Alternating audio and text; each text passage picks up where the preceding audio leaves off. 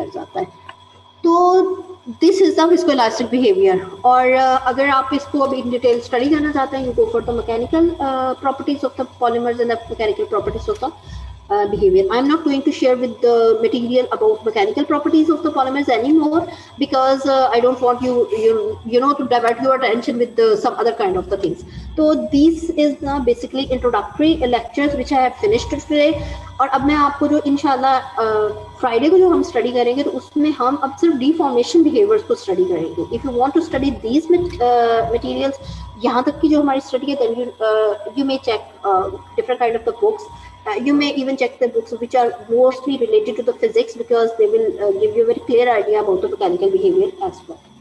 So this is about the what are the materials and how they behave. Is it clear? समझ आ गई आप लोगों को? जी जी madam. चलिए ठीक है। किसी बच्चे को कोई क्वेश्चन है आज तक के लेक्चर्स के लिए? मैम यस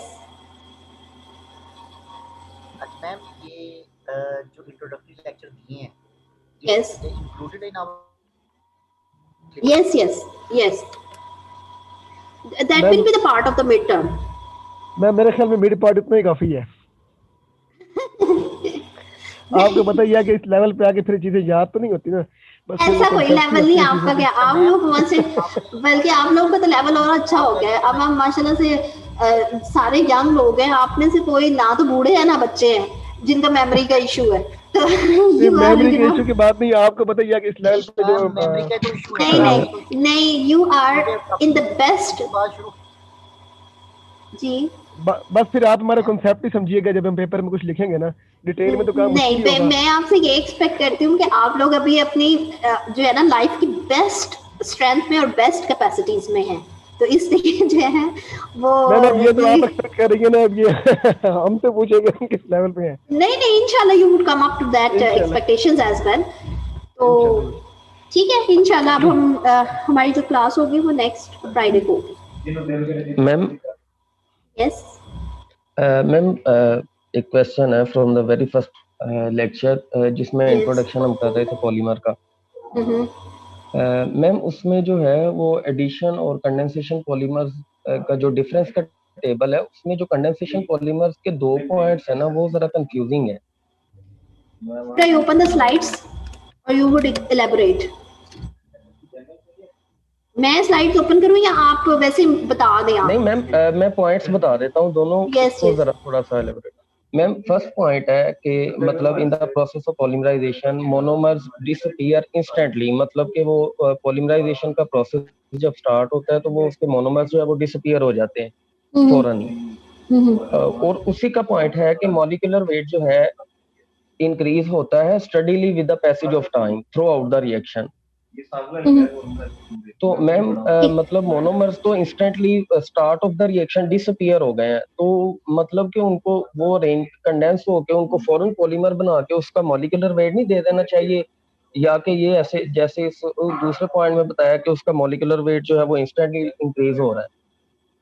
अच्छा, एक तो ये कि आपको पता है कि जो पॉलीमर होता है ना, इसकी जो मोनोमर कंज्यूम होना और मोनोमर की चेन पॉलीमर की चेन बन जाना, ये इंस्टेंट नहीं होता। इसलिए कि आपका मोनोमर कंज्यूम होने का मतलब ये है कि रिएक्टेंट, कितने रिएक्टर से आपके 2 या 4 जितने रिएक्टर से वो रिएक्टेंट कंज्यूम हो गए, लेकिन आपको पता है कि फोर्सेस इसके अंदर प्राइमरी फोर्सेस भी डेवलप होती हैं और इसके अंदर सेकेंडरी फोर्सेस भी डेवलप होती हैं। अब अगर आप में से कोई बच्चे पॉलीमर के हैं तो शायद भी इस बात को जरा क्लियरली अंडरस्टैंड कर सके। समटाइम्स ऐसे होता है कि आप कोई भी रिएक्टेंट्स डालते हैं और आपका रिएक्टेंट्स होता है वो उसको टाइम चाहिए होता है, ठीक है, वो उसको 1 आवर का टाइम चाहिए या उसको लेट्स सपोज उसको 50 डिग्री का टेम्परेचर चाहिए होता है। तो क्या होता है कि आपने मोनोमर्स ऐड कर दिए, लेकिन मोनोमर्स ऐड करने के बाद वो जो उसने टाइम लेना होता है वो टाइम लेता ही नहीं है, ठीक है, वो उसने टाइम नहीं लिया, बल्कि इंस्टेंटली वो जो लम्प्स या फिर उसके जो बल्क्स होते हैं वो बन जाते हैं। अब क्या हुआ कि बेसिकली आपका जो मटेरियल होता है वो पॉलीमराइज नहीं हुआ होता, ठीक है, पॉलीमराइज नहीं होगा, लेकिन जो मोनोमर्स होते हैं वो कंज्यूम हो जाते हैं। इसी तरह से मोनोमर्स कंज्यूम होना का मतलब ये है कि यू कैन नॉट, आप एक पॉलीमर के केस में अगर आपने सारे के सारा मटेरियल ऐड कर दिया है, अगर आपने उसको मतलब एक ही दफा डाल दिया, जितना आपका 2 ग्राम बन रहा है या 3 ग्राम बना रहा है, आप उसकी ग्रेजुअल एडिशन नहीं कर रहे, बल्कि आपने एक ही दफा सारा डाल दिया, तो आप उसको वापस तो नहीं लेंगे ना, मोनोमर तो कंज्यूम हो गया, मोनोमर तो अंदर डाल दिया, ठीक है, और डाला जितना डालना था, जितनी बल्क उसकी बनानी थी, वो एक ही दफा डाली है, मोनोमर इंस्टेंटली डिसअपेयर हो गया। लेकिन वो जो उसका वेट होगा या वो जो पॉलीमराइजेशन होगी, वो तो आफ्टर 1 hour, जब आप एक ही तो फैक्टर नहीं है, बाकी भी तो फैक्टर्स आएंगे जिसकी वजह से जो वेट होगा वो ग्रेजुअली इंक्रीज होता है, और फाइनल जो फॉर्म आती है वो दैट टेक टाइम। बहुत कम पॉलीमर्स हैं ऐसे हैं सही, वैसे जैसे पीवीसी का पॉलीमर ऐसा पॉलीमर होता है कि वो जल्दी जो है वो उसका जो पॉलीमराइजेशन होती है वो कंप्लीट हो जाती है, तो वो आप उसको बना सकते हैं। लेकिन ये जो है इस केस में जो है वो आपका ये इसमें बेसिकली होता है कि आपके मोनोमर्स कंज्यूम हो जाते हैं, लेकिन जो अल्टीमेट वेट होता है वो थोड़ा सा टाइम लेगी उसको gain. So that's the reason. मतलब ये स्टेटमेंट ट्रू है, what I mean to say ये ठीक है, इसके अंदर कोई कुछ ऐसा नहीं है कि जिसको हम कहें कि वो नहीं हो सकता। ये इट इज ट्रू कि आपके मोनोमर्स जल्दी कंज्यूम हो जाएंगे, लेकिन जो वेट होगा वो फौरन से आप नहीं आएगा। अच्छा, एक और चीज I want to, monomer consume होगा मतलब कि पॉलीमर उसी वक्त नहीं बनेगा, मॉलिक्यूलर वेट तभी नहीं आएगा नहीं नहीं, yes I really mean it. और एक और चीज मैं आपको बताना चाह रही हूँ, इसमें ना एक बहुत ही इंपॉर्टेंट टॉपिक होता है, ये बहुत इंपॉर्टेंट चीज होती है पॉलीमराइजेशन में, वो होती है इसकी वेट की, मोलेकुलर वेट की। और इसका जो मोलेकुलर वेट होता है ना वो डिफरेंट होता है, मतलब इसका नंबर एवरेज होता है, वेट एवरेज होता है, वॉल्यूम एवरेज होता है, इस तरह से डिफरेंट होते हैं। अच्छा, अब बेसिकली क्या होता है कि अगर तो आपके पास लो मोलेकुलर वेट का आ रहा होता है तो उसमें हम कहते हैं कि हम नंबर एवरेज लेते हैं। नंबर एवरेज में जो पॉलीमर होता है ना, जब हम आपको इसको अंडरस्टैंड करवाते हैं तो हम आपसे कहते हैं कि it's a long chain of the polymers like this.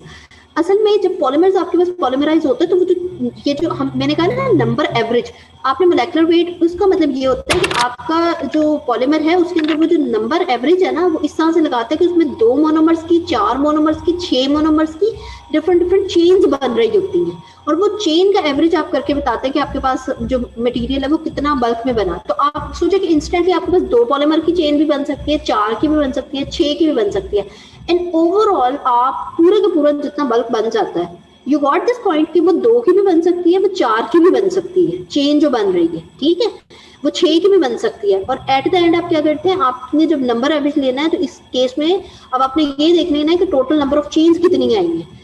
Total number of chains हो सकता है आपके पास 10 आई हो, और उस 10 की डिवीजन इस तरह से हो कि उसमें कोई 2 की यूनिट की है, कोई 3 की यूनिट की है, और कोई 4 की यूनिट की है।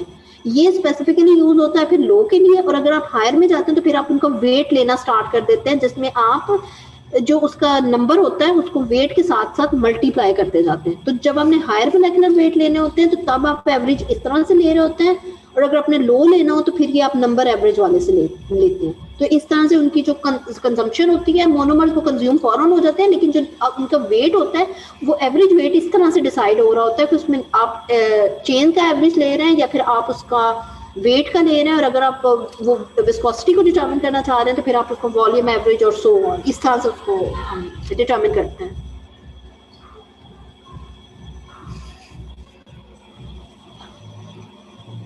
क्लियर है ये बात अब? Okay ma'am. जी मैम। और कुछ?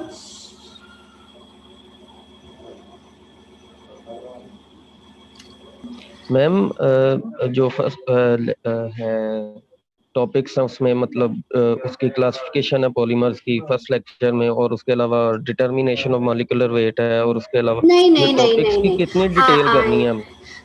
देखो मैंने आपसे पहले भी कहा था कि ये मैंने आप लोगों की अंडरस्टैंडिंग के लिए करवाया है। I didn't mean to troll you. मैं आपको इसमें कोई मैं ये नहीं चाह रही कि आप इन चीजों में फंस जाएं और आप एक्चुअल उस पर हट जाएं। ये तो सिर्फ एक आइडिया आपको देने के लिए था। और उन टॉपिक्स का सिर्फ कांसेप्ट हम क्लियर करें। हाँ, उनके बारे में आपको कांसेप्ट होना चाहिए। Look, why I would go in detail in that, I want to go in detail in that. लेकिन सिर्फ ये कि आपको पता होना चाहिए ना कि आप जिस मटेरियल की डिफॉर्मेशन स्टडी करना जा रहे हैं, आपको ये तो पता हो कि वो मटेरियल एक्चुअली है क्या। तो you can just go through the slides, और स्लाइड्स के अकॉर्डिंग अगर उसमें कोई चीज है तो वो आप कहीं से भी स्टडी कर सकते हैं। मैंने आपको वो जो बुक आपको की है वो सिर्फ एक ऐसा रेफरेंस बुक है, ताकि आपके कोई if you have nothing to study then you would have something to study. तो इसका ये मतलब नहीं है कि आपने उस बुक को लाजमी पूरे का पूरे को स्टडी करना है या याद करना है। आई डिडंट मीन दैट, ठीक है। आप इन स्लाइड्स को आपको एक पता होना चाहिए कि अच्छा पॉलीमर्स हैं, ये कंपोजिट्स हैं, ये इनका ये वाली तरह की प्रॉपर्टीज हैं, so that you may understand your actual topics better. परेशान ना हो इस चीज को लेके कि ये कोर्स ज़्यादा ये it wouldn't be like that. You just enjoy the course. That's what I can say. ठीक है? जी मैम ठीक है। Okay. ओके जी। I think nobody has any questions now, so we can stop. I didn't start recording. Okay. Thank you. Allah Hafiz. अल्लाह हाफिज़। अल्लाह हाफिज़ जी।